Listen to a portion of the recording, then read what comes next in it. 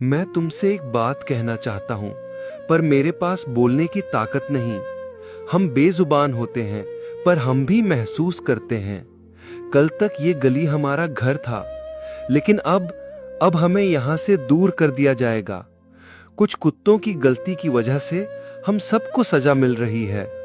जब रोज लाखों इंसान सड़क हादसों में मरते हैं, तो क्या सब कार और बाइक वालों को सजा मिलती है? जब रोज हजारों हत्या और गलत काम होते हैं, तो क्या सारे लड़कों को ही दोषी ठहराया जाता है?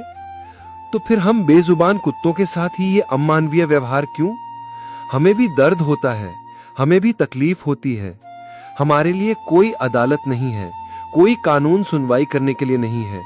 हमें रोज लोग मारते हैं, गाड़ियों से कुचल देते हैं, जहर देते हैं, नाले में फेंक देते हैं। लेकिन हमारे लिए ये सरकार, कानून और कोर्ट अंधा हो जाता है। क्या भगवान ने ये जमीन सिर्फ इंसानों के लिए बनाई है? हमें खुल के जीने की आजादी नहीं है? हमारा क्या दोष है? तुमने अपनी जरूरत के लिए हमें घर में रहने वाला बनाया, इंसानों के बीच रहना सिखाया। हमने तुम्हारे इलाके की बाहर से आने वाले चोरों से रक्षा की, कभी बाघ या शेर के आने की सूचना दी।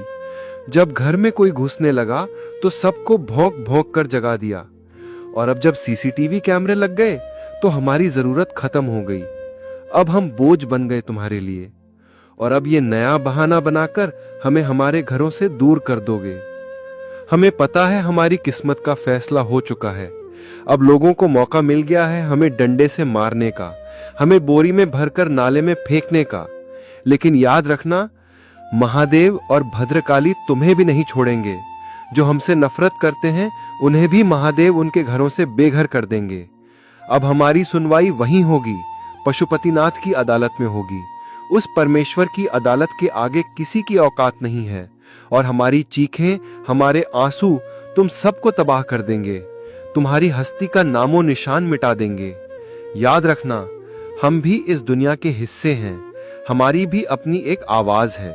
हमारे दर्द को समझो और हमें भी जीने दो।